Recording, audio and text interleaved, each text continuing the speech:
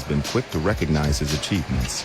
It's only recently that China and Hong Kong have begun to embrace their best-known son.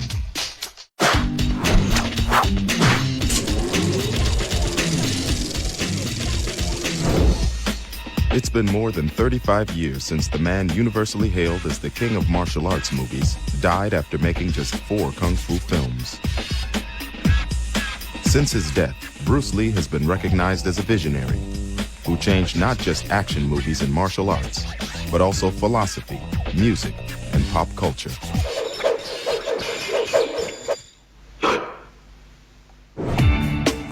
Almost 50 years after Bruce Lee arrived in Hong Kong to make his first kung fu movie, his daughter Shannon is returning.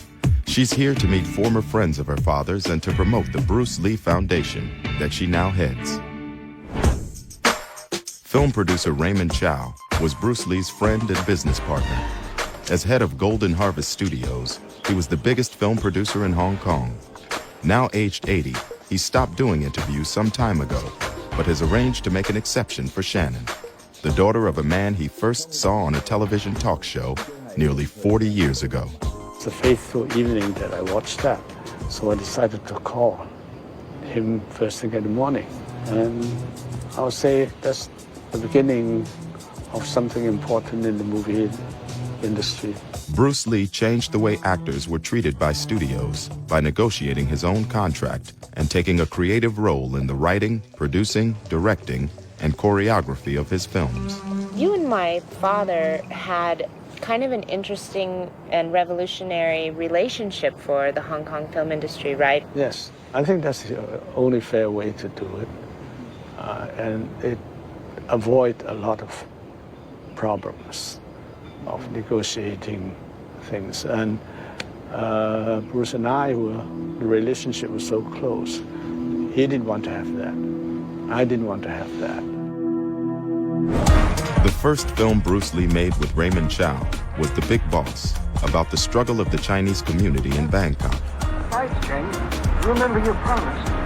You're on your own from now on. You know, boy, a woman can be a blessing or a ruin to a man. The Big Boss was a classic example of the way a Hong Kong movie ran at the time, which was fast, cheap, and a little bit out of control.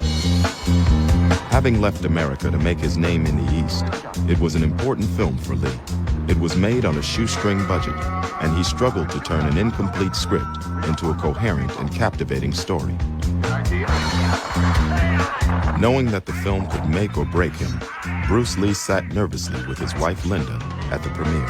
When the film was over, it was perfectly quiet. You could hear a pin drop in that theater, and Bruce is like, oh my gosh, do I make for the exit right now or what? And then all of a sudden it started. The clapping, the cheering, they loved it. They were thrilled, and Bruce was thrilled. It was wonderful. They escorted him outside. They raised him up on their shoulders, and he was their hero from then on. Also in the audience was a 24-year-old assistant director who was yet to make his first feature film. John Woo would go on to become one of the most influential action movie directors of his generation, responsible for films such as Broken Arrow, Face Off, and Mission Impossible 2. When the people watched the movie, they didn't know how to react to it because, you know, it's so new, it's so different. It's so different from other martial arts movie.